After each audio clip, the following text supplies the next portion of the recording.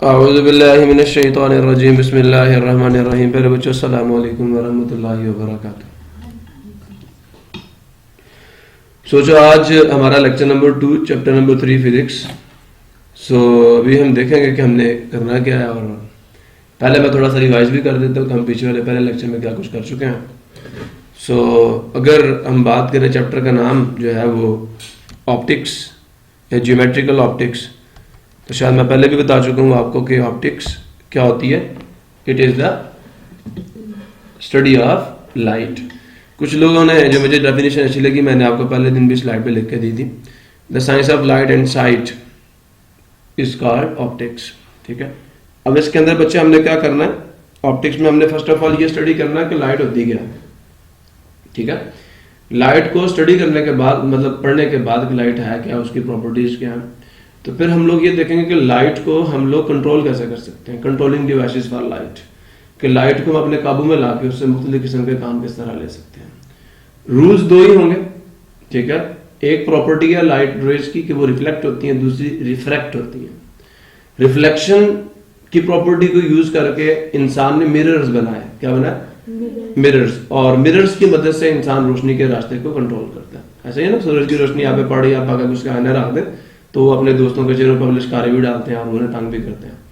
तो ये क्या, आप रोशनी का रास्ता चेंज कर रहे हो by using the reflection, by using the reflection. अब लेंसेज आपको पता है, आप एन के यूज कर रहे हो। ठीक है, ग्लासेस यूज कर रहे हो। आपकी अगर आई साइड वीक है तो आप ग्लासेस यूज करके या एन के यूज करके अपनी नजर को ठीक करते हो। कैसे ठीक कर लेते हो? या जो लेंसेज हैं वो तो रोशनी को रिफ्लेक्ट नहीं करते, तो लेंसेज रोशनी का रास्ता किस तरह चेंज करते हैं। तो लेंसेज एक प्रॉपर्टी यूज करते हैं रोशनी की वेव्स की, जिसे हम रिफ्रैक्शन कहते हैं। ये भी रोशनी की लाइट जो रेज हैं उन्हें बेंड करते हैं यूजिंग द रिफ्रैक्शन। और जो मिरर्स हैं वो रोशनी का रास्ता चेंज करते हैं, डायरेक्शन चेंज करते हैं बाय यूजिंग द रिफ्लेक्शन। इस चैप्टर में हमने यही चीजें स्टडी करनी है। प्रॉब्लम किसी तो ये पहले हम कर चुके हैं। मैंने आपको एक थ्योरम समझाया था कि the angle between two lines is equal to the angle between their perpendiculars. दो लाइंस के दरम्यान में जो एंगल होता है उनके परपेंडिकुलर्स के दरम्यान में एंगल के बराबर होता है। अब मैंने आपको ये थ्योरम क्यों बताया था, मैंने आपको पहले लेक्चर में बताया था कि बच्चे हमारे पास असल में हमें एंगल चाहिए होता है किसके दरम्यान में, सरफेस और वेव के दरम्यान में। ऐसा ही है ना। तो लेकिन लाइट रेज के लिए या लाइट वेव्स के लिए हमारे लिए पॉसिबल ही नहीं, हमें नहीं पता वेव कहां से आ रही है। तो वहां पे हम लोग angle between the surface and the wave कैसे मेजर करेंगे, तो मुश्किल है। तो हमने पहले चैप्टर में भी ये रूल पढ़ा था कि हम क्या करते हैं, सरफेस और वेव के दरम्यान में जो एंगल है वो मेजर करते हैं बिटवीन दियर परपेंडिकुलर्स। अब जो रे होती है ये एक ऐसी लाइन होती है जो वेव्स के परपेंडिकुलर होती है। याद है ना, मैंने कहा था ray is a line that is perpendicular to the direction of propagation of transverse waves या आपकी कंप्रेशनल वेव्स। तो रे क्या होती है, ये direction of propagation of light को शो करती है, ये वेव्स को शो करती है। और जो वेव्स होती हैं उनके परपेंडिकुलर होती है। नॉर्मल टू द सरफेस क्या, वो आपकी सरफेस के साथ 90 डिग्री का एंगल एक लाइन है जो बना रही है। तो हम क्या करते हैं, जो एंगल हमने वेव और सरफेस के दरम्यान में मेजर करना है, हम कहां मेजर कर लेते हैं, रे और नॉर्मल। रे किसके ऊपर परपेंडिकुलर है, वेव के ऊपर परपेंडिकुलर है। और नॉर्मल किस पे परपेंडिकुलर है, सरफेस के ऊपर परपेंडिकुलर है। तो ये हमने कहा था, ये मैंने फिर आपको प्रूव भी करके दिया था कि याद है मैंने कहा था अगर ये फॉर एग्जांपल अगर मैं यहां पे अच्छा बच्चे, अगर आपके पास कोई सी दो लाइंस है, for example you have a line this and this, ये इनके दरम्यान में एंगल है थीटा। ठीक है, हमने यहां पे भी यही किया था। और मैंने कहा था अगर मैं एक परपेंडिकुलर ड्रॉ कर लूं लाइन L1 पे और दूसरा perpendicular draw, this is P1, और दूसरा परपेंडिकुलर इस लाइन पे ड्रॉ कर लूं, इस दैट इज P2। समझ आ नहीं आया? अब L2 और P2 के दरम्यान में एंगल जो है वो कितने डिग्री का, 90 डिग्री का।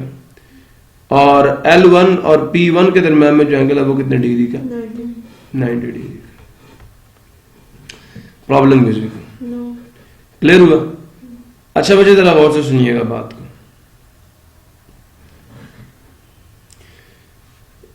यहां से यहां तक ये वाला एंगल कितना, L1 से L2 तक का एंगल कितना, थीटा, ये थीटा ही है ना, थीटा। और यहां से यहां तक का एंगल कितना, हम इसको फाई कह देते हैं। चलो, मतलब L2 और P1 के दरम्यान में जो एंगल उसको फाई कह देते हैं। ठीक है, समझ आया नहीं आया? और ये वाला एंगल कितना, 90। नहीं, टोटल 90 होगा ना। मेरी बात सुन रहे नहीं सुन रहे? L2 और P1 के दरम्यान में एंगल जो है, मेरी बात सुन रहे हैं, यहां से यहां तक का एंगल टोटल 90 है। समझे ही नहीं समझे? हमने एंगल ये वाला मेजर करना है, ये वाला एंगल, ये हमें ये वाला एंगल फाइंड करना है। मैं इसको अगर साई कह दूं, किसी को प्रॉब्लम है? ठीक है, अगर मैं इसको साई कह दूं, किसी को प्रॉब्लम नहीं होना चाहिए। अच्छा देखें आप, ये एंगल थीटा, ये एंगल कितना, थीटा प्लस फाई करो, आंसर 90 आता नहीं आता? P1 और L1 के दरम्यान में ये दो एंगल है ना, तो यू नो आपके पास दो इक्वेशंस बन जाएंगी। From here we will have theta plus phi is equal to 90 degrees. Now here phi plus, ठीक है, ये इसको साई कह देते हैं, तो phi plus psi is also 90 degree. क्यों? L2 और P2 के दरम्यान में भी angle 90 degree. So therefore this is also 90 degree. यहां तक किसी को प्रॉब्लम हो? अब मुझे क्या फाइंड करना, मुझे साई फाइंड करना है। मुझे क्या फाइंड करना, I have to determine psi. So how to determine this psi, गौर से सुनिएगा। अब दिस इज फाई, मैं माइनस करता हूं दोनों को, माइनस माइनस माइनस, 90 से 90 काट गया, फाई से फाई काट गया, theta minus psi is equal to 0। तो थीटा किसके बराबर आ गया, psi. This mean this angle theta between the lines and the angle between the perpendicular P1 and P2, this is psi। ठीक है, तो ये इक्वल है। अब बात समझ आई? तो ये हमने थ्योरम का प्रूफ भी देख लिया। और अब बच्चे इंशाल्लाह अब अगर हम जो लॉज ऑफ रिफ्लेक्शन देखेंगे उसमें क्या होगा कि हम ये कहेंगे एंगल बिटवीन द इंसिडेंट रे एंड द नॉर्मल। तो उस पर मैं फिर बात करूंगा। बेटे ये असल में एंगल ये वाला जो हम ये कर रहे हैं, ये वेव और सरफेस के दरमियान में एंगल के बराबर है, लेकिन क्योंकि हमें वेव तो, ठीक है ना, दोनों परपेंडिकुलर है, नॉर्मल सरफेस पे परपेंडिकुलर है और जो रे है वो वेव पे परपेंडिकुलर है। तो ये कुछ इंट्रोडक्शन है इस चैप्टर का। Light is the main focus of this unit.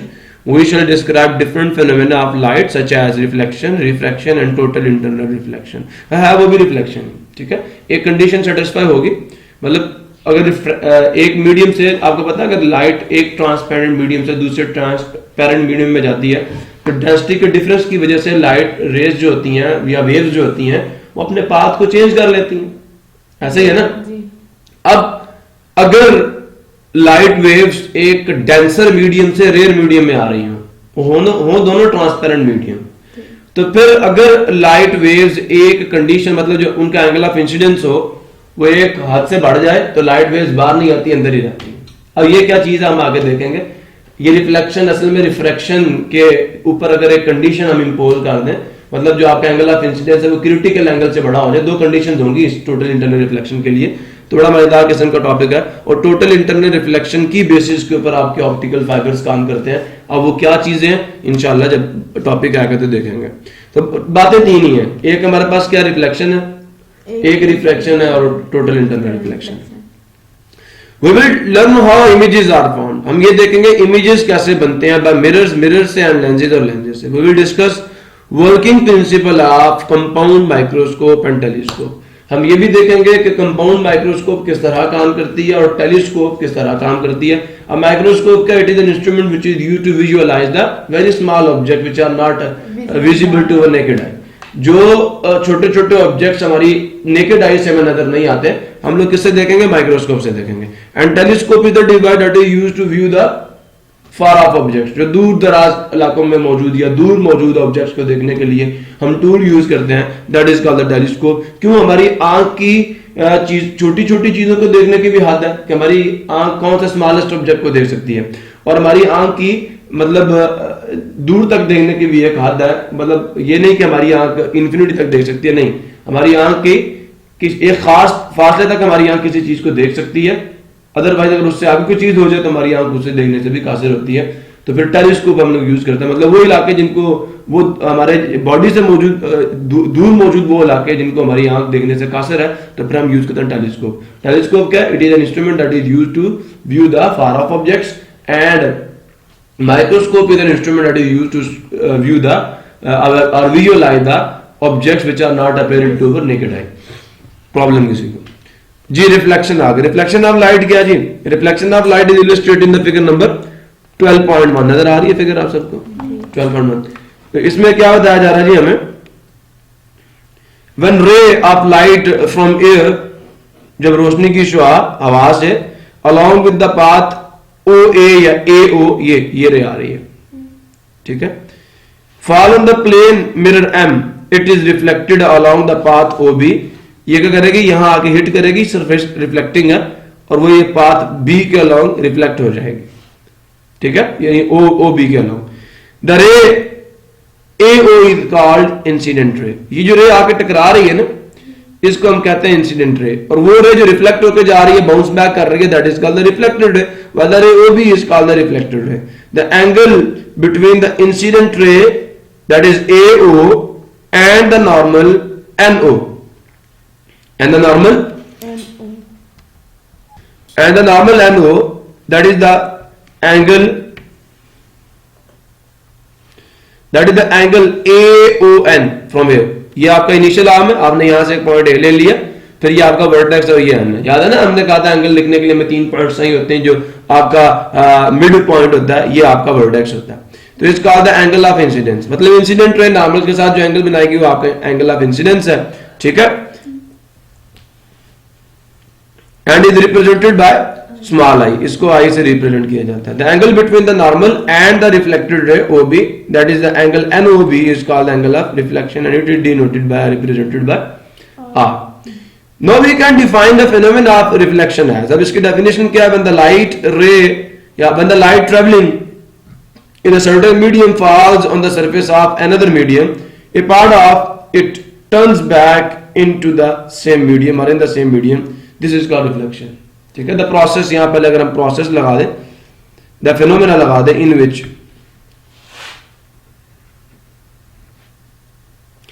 यहां से कर लो ना copy, the phenomena in which when light rays traveling in a certain medium fall on the surface of another medium, a part of light turns back into the same medium, is called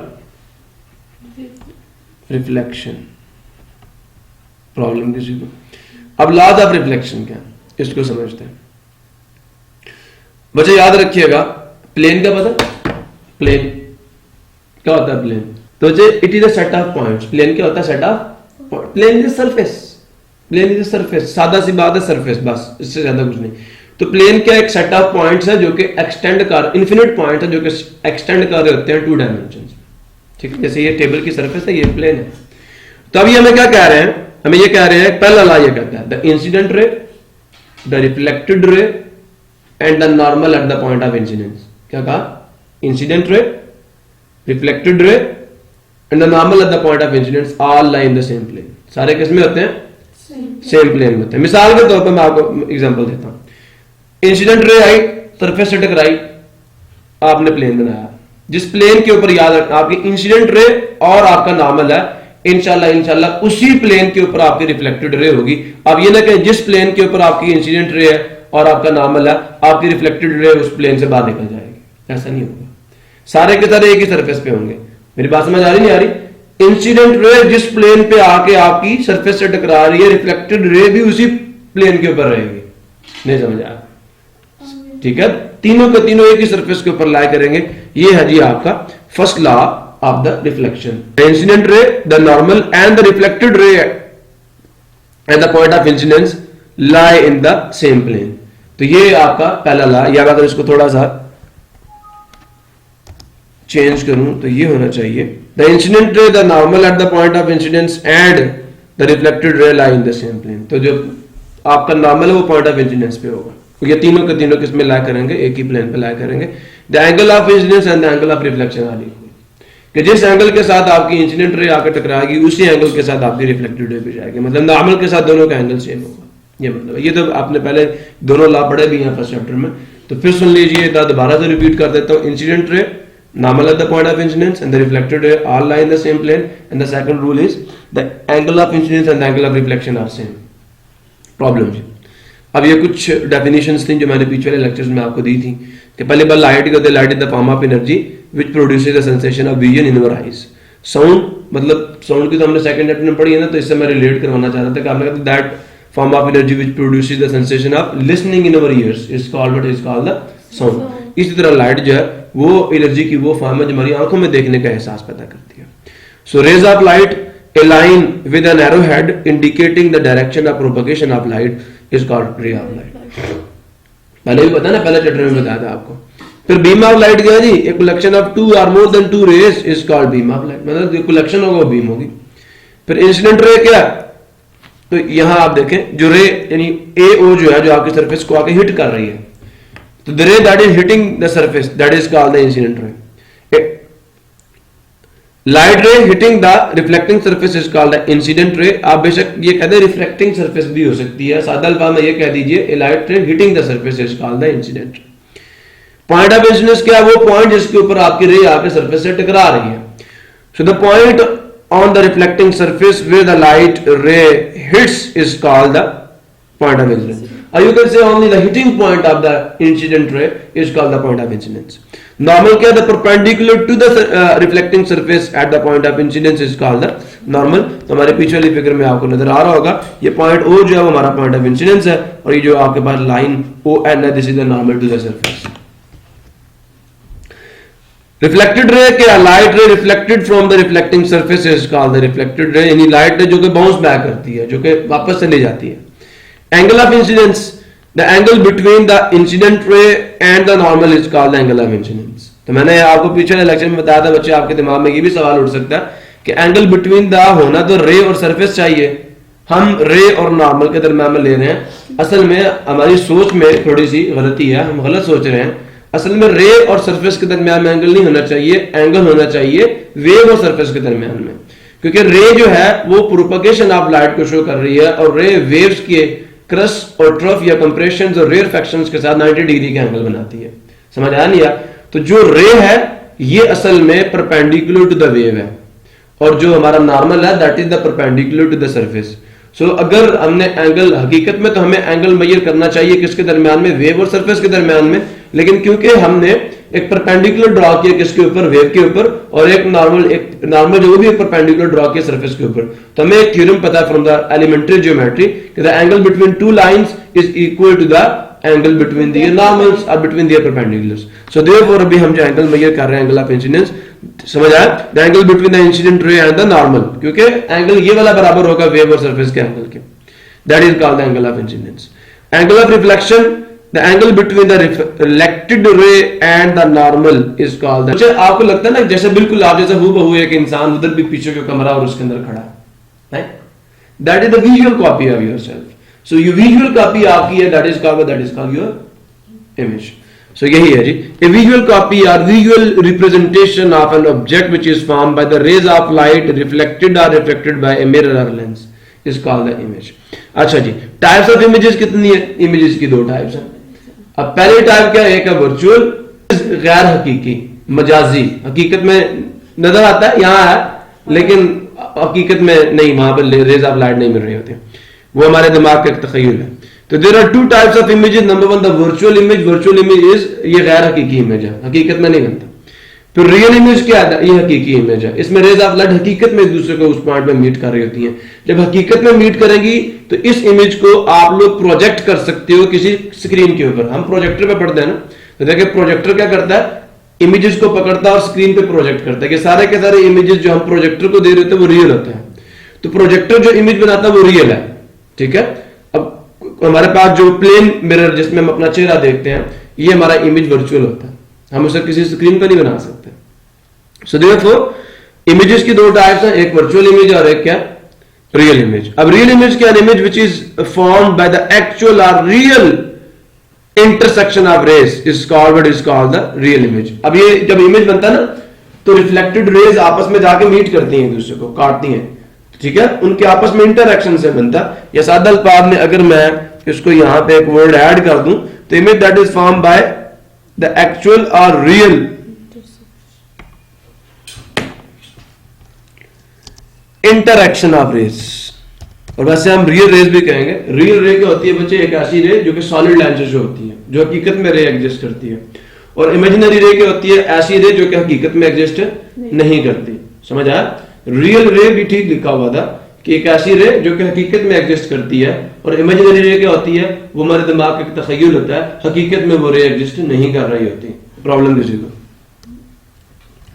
So from an image which is formed by the actual or real interaction of rays or real rays is called real image. An image which can be obtained on the screen is called real image.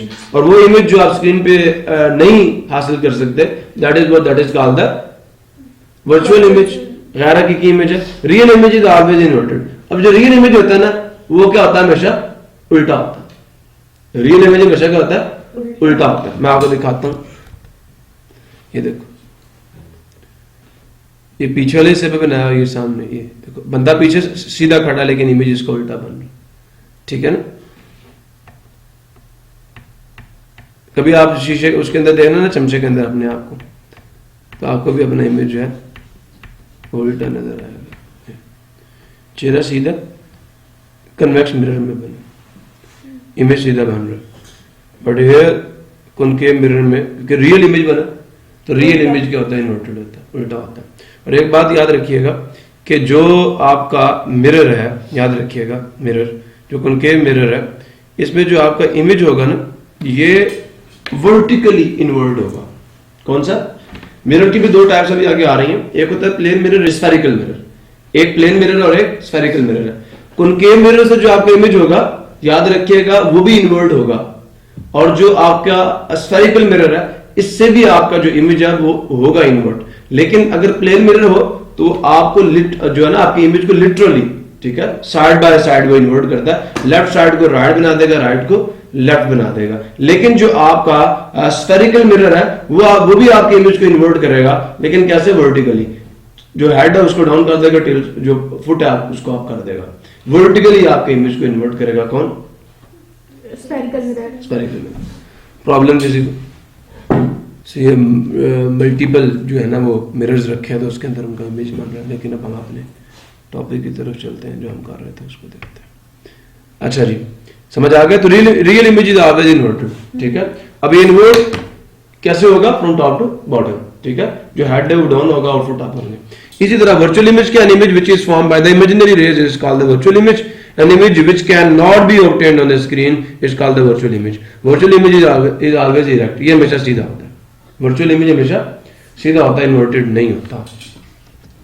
तो जो आप आईने में, अब मैं ये बताएं, जो आईने में आप अपना चेहरा देखते हैं, ठीक है, वो वर्चुअल इमेज होता है प्लेन मिरर में। वो वर्चुअल इमेज होता है, रियल इमेज होता है वर्चुअल। क्यों? क्योंकि वो इन्वर्ट होता है, लेकिन लिटरली साइड बाय साइड। ठीक है? होता वर्चुअल। आगे चलते हैं जी।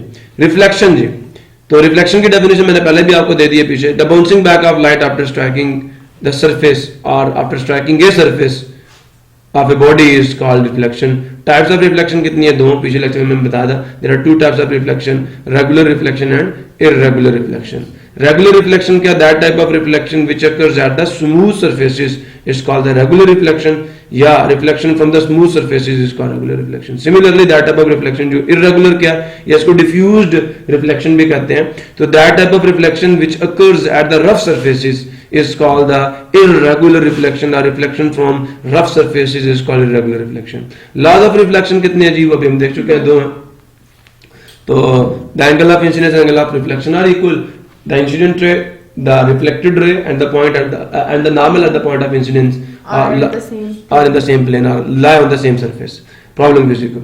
Types of reflection आपकी बुक से, ये पैराग्राफ से दो मैंने कॉपी किए वहां से। Nature of reflection depends upon the smoothness of the surface. जो रिफ्लेक्शन की नेचर है वो सरफेस की स्मूथनेस पे डिपेंड करती है। मतलब जो आपने रेगुलर और इररेगुलर कैटेगरीज दो बनाई हैं, किसकी? रिफ्लेक्शन की। ये डिपेंड करती हैं स्मूथनेस ऑफ द सरफेस पे। For example, smooth surface of silver reflect raise.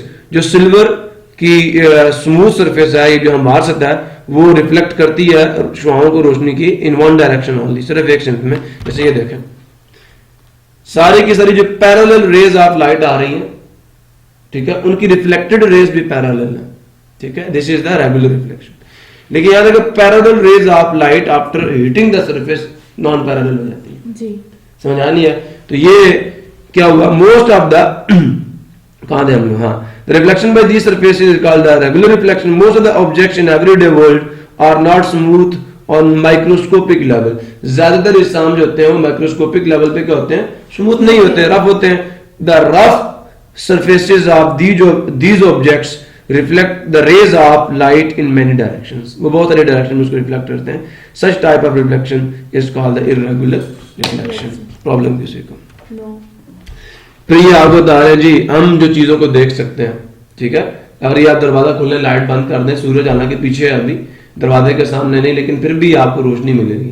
ऐसा कि सूरज पीछे है ना, sun is the source of light, सामने होता तो अकल मानते चलो जी रोशनी आ रही है, सूरज अभी पीछे है घूम के, हमने दरवाजा इधर खोला, यहां से हमें रोशनी मिल रही है, हाँ ये रोशनी हमें क्यों मिल रही है, रेस की वजह से मिल रही है। लेकिन वो रेस जो लाइट की है हम तक कैसे पहुंच रही है, यू आर थिंकिंग वेल, शाबाश, रेस आ रही है हम तक, लेकिन कैसे आ रही है, अभी आपने थोड़ा कुछ पढ़ा है, थोड़ा बहुत पढ़ा आपने, रिफ्लेक्ट हो के, शाबाश। क्यों, अभी अब आपके माइंड में से एक और भी जो आपका ख्याल है कि जो रिफ्लेक्शन है वो सिर्फ और सिर्फ मिरर से ही होगी, नहीं, ये आपकी दीवारें भी रोशनी को रिफ्लेक्ट कर रही हैं, आप भी रिफ्लेक्ट कर रहे हैं, तो आप मुझे नजर आ रहे हैं, समझ आया नहीं है। ये जो मेरे ये कलर्स आपको नजर आ रहे हैं रिफ्लेक्शन की वजह से नजर आ रहे हैं। ये जो जैकेट है ये कुछ भी रिफ्लेक्ट नहीं कर रही है, इसका कलर ब्लैक क्यों है, क्योंकि इसने सारी लाइट को एब्जॉर्ब कर दिया और आपकी आंखों तक कुछ भी नहीं भेजा, this mean absence of light is black colour. समझ आया नहीं यार। अब आपको वो चारपाई की जो रस्सियां वो आपको रेड नजर आ रही हैं, अब ऐसा क्यों है, क्योंकि वो जो ऑब्जेक्ट है उसने बाकी सारे लाइट के कलर्स को एब्जॉर्ब कर लिए, सिर्फ रेड को रिफ्लेक्ट किया। याद रखना, जो किसी भी ओपैक ऑब्जेक्ट का कलर होता है, अब सवाल पैदा होगा ओपैक ऑब्जेक्ट क्या है, तो आपको याद है the object through which light can not pass, वो ऑब्जेक्ट्स जिनके अंदर से लाइट पास नहीं कर सकती, they are called the opaque, गैर शफाफ जिस्म। अब गैर शफाफ जिस्म का जो रंग होता है वो रंग होता है जिसको वो रिफ्लेक्ट कर देता है, रिजेक्ट कर देता है, नहीं समझ आया, वो कलर जिसको ओपैक बॉडी रिजेक्ट कर दे, रिफ्लेक्ट कर दे, that colour is the colour of the opaque object. आपको वो ब्लू कलर का बस्ता नजर आ रहा है, क्यों, क्योंकि जो वो बॉडी है, अब देखो उसी के साथ एक ब्लैक पट्टी है, पीछे देख ब्लू पट्टी, उसके साथ ब्लैक पट्टी, फिर ब्लू या वो रेड कलर है। अब ऐसे देखे सरफेस एक ही है, उसके ऊपर एक पोर्शन आपको ब्लू नजर आ रहा है, फिर एक ब्लैक नजर आ रहा है, कहीं कोई रेड भी नजर आ रहा है, कोई हो सकता है आपको ग्रीन भी नजर आए। अब ऐसा क्यों है, वजह यह है कि वो जो डिफरेंट पट्टियां वहां पे लगी हुई है, असल में उनका मटेरियल डिफरेंट है। समझ आया नहीं यार। अब मटेरियल डिफरेंट है तो हर मटेरियल क्या करेगा, अपनी नेचर के मुताबिक क्या करेगा, कलर्स को एब्जॉर्ब करेगा और रिजेक्ट करेगा या रिफ्लेक्ट करेगा। तो याद रखिएगा, किसी भी ओपैक ऑब्जेक्ट का जो कलर आपको नजर आ रहा होता है, ये वो कलर होता है जो जिसको वो रिफ्लेक्ट कर देता है, और बाकी जो वो एब्जॉर्ब कर लेगा वो आपको नजर, वैसे अकल ये कहती है जो एब्जॉर्ब करे वही नजर आना चाहिए ना। अबे भाई नहीं, आपकी आंख उसी चीज को देखेगी, आपकी आंख उसी चीज को देखेगी जिससे लाइट टकरा के आपकी आंख तक आ रही है। हम तो रोशनी की वजह से चीजों को देख रहे हैं ना, तो लाइट पहले जाके सरफेस पर टकराएगी और टकराने के बाद वहां से एक कोड लेगी और मेरी आंख में आके उस कोड के मुताबिक एक इमेज बनाएगी, एक फॉर्मेशन बनाएगी। नहीं मेरी बात समझ आ रही? तो याद रखिए, हमारी आंख चीजों को रोशनी की वजह से देखती है। अब ऑब्जेक्ट से टकराने के बाद लाइट जो कोड लेके मेरी आंख तक पहुंचेगी, उसी तरह का इमेज मेरी आंख में उस ऑब्जेक्ट का जनरेट होगा। अगर जो कलर उस बॉडी ने एब्जॉर्ब कर लिया, क्या वो मेरी आंख तक पहुंचेंगे? नहीं। तो मुझे तो वो नजर नहीं आएंगे मेरी आंख तक, क्योंकि मैं डिटेक्टिव तो मेरी आंख है ना, तो आंख तक जो कोड्स पहुंचेंगे आंख उन्हें डिटेक्ट करेगी। अब जो कलर्स बॉडी ने एब्जॉर्ब कर लिया वो कलर मेरी आंख तक तो नहीं आ रहे, सो देयरफॉर मेरी आंख उन कलर्स को डिटेक्ट नहीं करेगी। और जिन कलर्स को उस बॉडी ने रिजेक्ट कर दिया, रिफ्लेक्ट कर दिए, वो तो मेरी आंख तक पहुंचे। अब जो कलर्स, जो वेव्स, जो रेज मेरी आंख तक पहुंचेगी, मेरी आंख उनको डीकोड करके मुझे उसका इमेज दिखाएगी। सो देयरफॉर ओपैक ऑब्जेक्ट्स के जो कलर्स आपको नजर आ रहे हैं, ये वो कलर होते हैं जिनको उन्होंने रिजेक्ट कर दिया होता है, रिफ्लेक्ट कर दिया होता है। अब समझ आया? अब आप सोच रहे होंगे व्हाइट सरफेसेस हमें नजर क्यों आती है? व्हाइट तो खुद कोई कलर नहीं है, तो जो सरफेसेस आपको व्हाइट नजर आ रही होती है, याद रखिएगा वो कोई भी कलर एब्जॉर्ब नहीं करती, सब कुछ रिफ्लेक्ट कर देती है। समझ आया? White bodies reflect all colours, वो सब सारी रोशनी को रिफ्लेक्ट, कुछ भी एब्जॉर्ब नहीं करती। ब्लैक बॉडीज क्या करती हैं? सारे कलर्स को एब्जॉर्ब कर देती हैं। अब जब सारे कलर्स एब्जॉर्ब हुए, मेरी आंख तक कुछ पहुंचेगा वापस, उसने कुछ भी रिजेक्ट नहीं किया, दिस मीन बॉडी ब्लैक नजर आएगी, वो कुछ भी मेरी आंख तक नजर नहीं आ रहा। And the absence of light is called darkness of black. तो ब्लैक ऐसा कोई कलर नहीं है, this is the absence of light. Light बस इस बॉडी पे जाकर पड़ रही है, वापस कोई नहीं आ रही, ये मतलब है इसका। बात समझे नहीं समझे? सो कलर जो हमें नजर आ रहे हैं वो क्यों नजर आ रहे हैं? Because of the rejection. Opaque bodies के कलर, उनके जो कलर बॉडी रिफ्लेक्ट कर, द कलर आता है opaque object is the colour that is reflected by the body. अब बाल का तो आपको शीशे भी ग्रीन नजर आते हैं, रेड नजर आते हैं, ट्रांसपेरेंट ऑब्जेक्ट्स भी आपको नजर आते हैं, है ना? अब वो ऐसा क्यों करते हैं बच्चे? याद रखिएगा वो एक फिल्टर है, वो एक फिल्टर है। जो आपके ट्रांसपेरेंट ऑब्जेक्ट्स हैं वो एक फिल्टर का काम कर रहे होते हैं। अब जो आपके ट्रांसपेरेंट ऑब्जेक्ट का कलर होगा वो उसी कलर को पास होने देगा, बाकियों को पास नहीं होने देगा। उलट है ना? उलट है ना? ट्रांसपेरेंट ऑब्जेक्ट्स का जो कलर होगा ये वो कलर होगा जिसको वो अलाउ करेंगे कि उसके अंदर से पास करें, बाकी को एब्जॉर्ब कर लेते हैं। मतलब ट्रांसपेरेंट ऑब्जेक्ट्स भी जिस कलर को अपने अंदर से अलाउ करते हैं पास होना, उनका कलर वही होता है। मतलब हमारी आंख तक वही कलर पहुंचेगा जिसको अलाउ करेंगे, और जिस कलर को वो अलाउ नहीं करेंगे वही आंख तक नहीं पहुंचेगा। The colour of A transparent object is the colour that can pass through the transparent object, जो उससे पास कर जाए। और ओपैक ऑब्जेक्ट का कलर वो कलर होता है जिसको वो रिफ्लेक्ट कर रहा है। अब व्हाइट और जो आपकी ब्लैक बॉडी का मैंने, व्हाइट बॉडी सारे रिफ्लेक्ट करती है, और जो आपकी ब्लैक बॉडी है वो कोई रिफ्लेक्ट नहीं करती है, जैसे डार्क नजर आती है, आपकी आंख तक कुछ भी नहीं पहुंच रहा वहां से। अब यहां देखें तो हमें चीजें क्यों नजर आ रही है? Because of reflection. बुक मुझे नजर ना आती, तो जिन ऑब्जेक्ट से रोशनी रिफ्लेक्ट होके मेरी आंख तक पहुंचेगी वही ऑब्जेक्ट्स मुझे नजर आएंगे।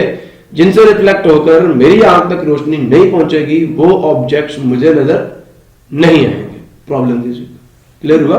तो सूरज से जो हम तक रोशनी पहुंचे, सूरज सामने भी नहीं है ना? क्या हुआ?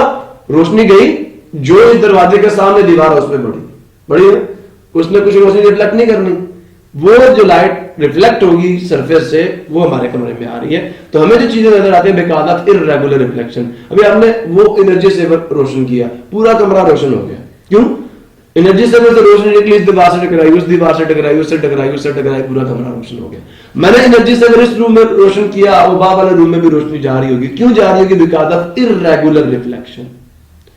रेगुलर रिफ्लेक्शन से बिना बहुत कम जाती। किस वजह से जा रही है? इररेगुलर रिफ्लेक्शन की वजह से रोशनी मुंतशिर होती है, फैलती है तमाम डायरेक्शंस में, क्योंकि हमारी ये सरफेसेस है ना दीवारों की, ये रफ है। सो देयरफॉर यहां से इररेगुलर रिफ्लेक्शन की वजह से हमें चीजें नजर आ रही हैं। हम दूसरी चीजों को भी इररेगुलर रिफ्लेक्शन की वजह, दे रिफ्लेक्शन की वजह से रहे हैं। प्रॉब्लम नहीं है? क्लियर हुआ सारों को? चले आगे। सो ये कहा जा रहा है, we see a page of book because light reflects from each part of the page in all directions, so that some of the light rays from each part of the page enter our eye। क्या कहा जा रहा है कि हम जो book को देखते हैं वो बिकॉज ऑफ रिफ्लेक्शन देखते हैं, क्योंकि जो बुक के पेज के ऊपर जितने भी पार्ट्स उसके उन तमाम से रोशनी रिफ्लेक्ट हो रही है, ठीक है? और उसका कुछ हिस्सा मेरी आंख में दाखिल हो जाता है, और मेरी आंख में दाखिल होने के बाद मेरी आंख के रेटिना पे, मेरी आंख के रेटिना पे जाके उसका इमेज बन जाता है, और फिर मेरा दिमाग उसको डीकोड करके मुझे बताता है फलां जगह पे कोई चीज मौजूद है, वो पड़ी हुई है और वो वहां पे होती है। सो यही कहा जा रहा है, we see a page of book because light reflects from each part of the page in all directions. क्यों? क्योंकि जो पेज ऑफ द बुक है वो क्या है?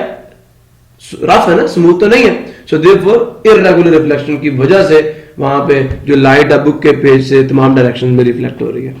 So that some of the rays from each part of the book page enter our eye because almost no light is reflected by the printed word, so we see them as black areas। बात समझ आई नहीं आई?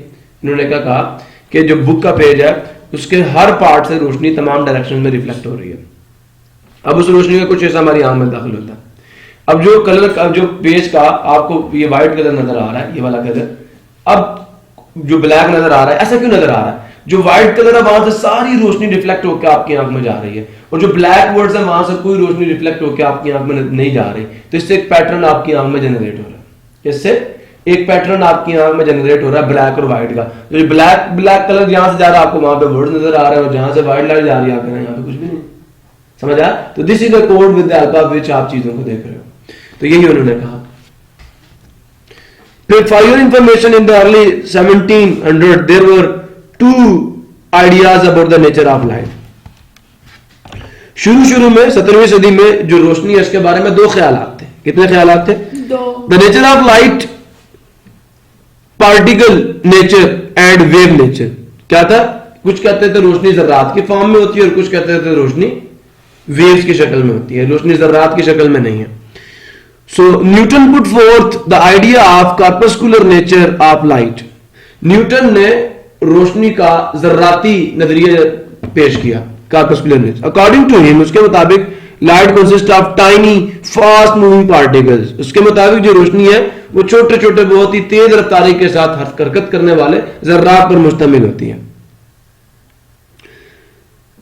Maxwell formulated the wave theory of light. Maxwell ने क्या किया? उसने wave theory जो थी वो फॉर्मुलेट कर दी कि जो लाइट है वो वेव्स है। Thomas Young provided then wave nature of light experimentally in 1900। Thomas Young जो था उसने 1900 में जाके एक्सपेरिमेंटली प्रूफ कर दिया कि रोशनी जो है वो क्या वेव्स है, रोशनी वेव्स पे मुश्तमिल है। फिर क्या हुआ जी? Planck suggested that light consists of small particles of the energy called photon. Later on, idea of photon was confirmed by experiments. ठीक है, बाद में क्या किया? जो प्लैंक ने कहा वो भी एक्सपेरिमेंट से वेरीफाई हो गया। जो मतलब कुछ लोग जर्रात समझते हैं, कुछ लोग वेव समझते हैं, तो वेव नेचर भी जो है वो एक्सपेरिमेंटली वेरीफाइड है, और जो पार्टिकल नेचर है वो भी एक्सपेरिमेंटली वेरीफाइड है। अब आप बच्चों को थोड़ा सी हिंट दे देता हूं। देखो, रोशनी रिफ्लेक्ट करती है नहीं करती? तो ये तो वेव्स की प्रॉपर्टी है। रोशनी रिफ्लेक्ट करती है नहीं करती? करती है। ये तो वेव्स की प्रॉपर्टीज है। तो जो प्रॉपर्टीज ऑफ वेव्स, रोशनी जो है वो आपके सामने क्या कहते हैं उसको शो कर रही है, एग्जिबिट कर रही है। तो बच्चे इन प्रॉपर्टीज की वजह से हम कहते हैं रोशनी जो है वो वेव है। लेकिन लेकिन लेकिन लेकिन अगर आप थोड़ा सा गौर करें तो आपको मैंने पेयर प्रोडक्शन का बताया था। पेयर प्रोडक्शन, उसमें क्या होता है? एक फोटोन दो एंटी पार्टिकल्स में टूट जाता है। एक फोटोन ऑफ लाइट क्या करता है? अगर किसी हैवी न्यूक्लियस के पास से गुजरे तो क्या करता है? दो पार्टिकल्स में, इलेक्ट्रॉन और पॉजिट्रॉन में टूट जाता है। तो ये क्या है? ये तो पार्टिकल नेचर है। इसी तरह फोटो इलेक्ट्रिक इफेक्ट है। क्या फोटो इलेक्ट्रिक इफेक्ट है? कि आपके पास अगर एक मेटालिक सरफेस है ना, उसके ऊपर एक फोटोन पड़ेगा, एक इलेक्ट्रॉन एमिट होगा, तो that is also the particle nature. जैसे आप स्नूकर में एक बॉल दूसरी बॉल को मारते हैं तो वहां से क्या होता है? बॉल आगे मूव करती है ना, ठोकर मारते हैं। इसी तरह एक फोटोन जाकर इलेक्ट्रॉन के साथ टकरा के उसको बाहर निकाल रहा है। So this is what? This is the particle nature. तो पेयर प्रोडक्शन, उसके बाद फोटो इलेक्ट्रिक इफेक्ट और बहुत सारी चीजें हैं इसके अंदर। ये आपकी क्या? पार्टिकल नेचर को रिप्रेजेंट कर रहा है। और जो आपकी रिफ्लेक्शन, रिफ्रैक्शन, डिफ्रैक्शन, ये सारी वेव नेचर को शो कर रहे हैं। तो ये बाद में फिर प्रूफ हुआ कि वाकई ये फोटॉन्स पे मुश्तमिल भी हैं। ठीक है जी। So therefore light, now we know that light have dual nature. अब हमें पता कि जो लाइट है उसकी क्या दो नेचर रहता है, dual nature, wave as well as particle nature. तो इसलिए इसे कहते हैं लाइट की डुअलिटी। ठीक है, डुअल नेचर ऑफ लाइट का मतलब क्या? Light can behave as a particle as well as wave. Problem